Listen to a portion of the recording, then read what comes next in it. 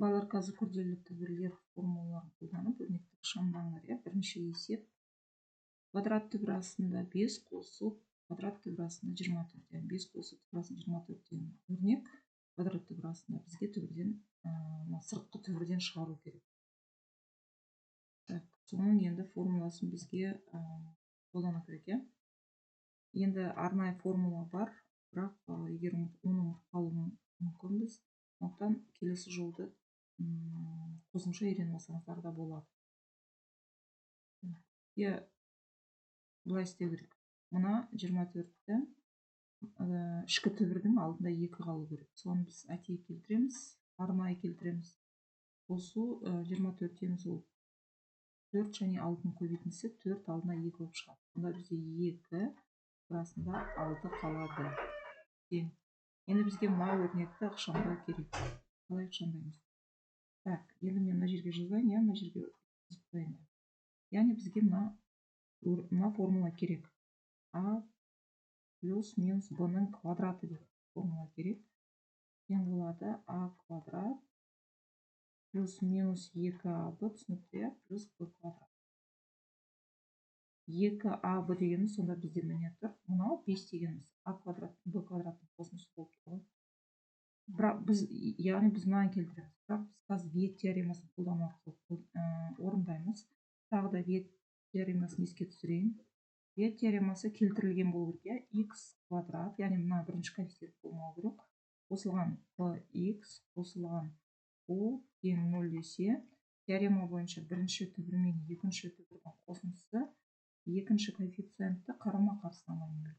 Ал түбірлердің көбейтіндісі бос мүшені өз таңбасымен береді дейміз. Яғни бізде қараңыздар x1 мен x2-ның көбейтіндісі, мұнда а мен b-ның көбейтіндісі болып тұр ғой. Міне осы жерде тұр. x1 мен x2-ның көбейтіндісі. Оны алтыны береді. Значит, біз есепті осыған қарай шығарып көрейік. Сонымен есепті шығарамыз. Бізде бірінші түбір мен екінші түбірдің көбейтіндісі балалар алтыны береді. Мынадан бастап кәдеге. Қосындылары x1 мен x2-ның қосындысы беріп тұр. Мына 5 деген салынды.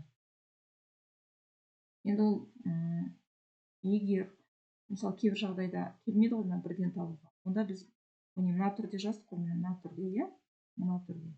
Енді барып мына түрде жазып алып, біз ары қарай түбірлерін тапсақ та болады. Мысалы, x квадрат дейміз. Одан кейін p дегеніміз ол бізде қосындысы, яғни 5 қой. Қарама-қарсы таңбамен түсіреміз, минус 5 дейміз. Одан кейін қосу, көлдің орнына 6 қойымыз да тең. Өстіп дискриминант арқылы есептесек, оны енді есімізде сақтаймыз.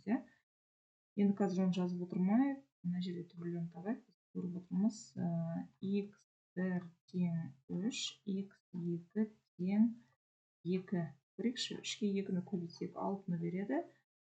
3-ке 2-ні қоссақ 5 береді. Значит, мына 2 сан оның түбірі. Енді түбірді қалай жазамыз? Енді келтіреміз де. Сыртқы түбір қалады.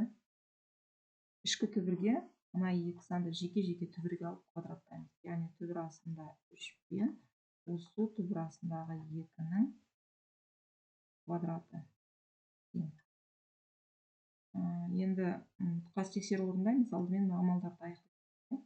Квадрат түбір мен квадрат дәреже ортақ болды ғой, енді өрнекте қарады да. Квадрат түбір болғандықтан модульмен шығады. Модуль астында түбір астында 3 қосылған модуль астында түбір астында 2. Енді бұнда модульді жазбаса да болады, оң сан болады.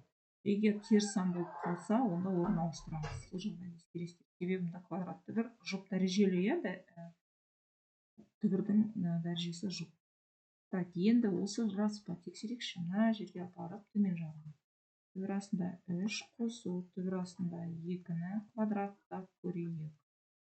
Яғни түбір астында 3-дің квадратты қосылған, 2 еселенген, түбір астында 3 пен түбір астында 2-ның қосу, түбір астындағы 2-ның квадраты. Тең.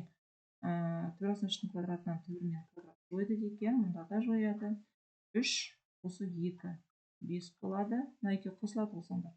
Қосу 2 түбір астында мына иррационал өрнектерге бір амалдар қолданғанда дәрежелер түбірлерін бірдей болса, бір түбірдің астына көбейтсе болады. Сонда 3-ке 2 түбір. Енді мынамен және мынау балалар міне екеуі бірдей екен иә, біз значит дұрыс амалды орындадық. Сонымен есептің шешімі шықты.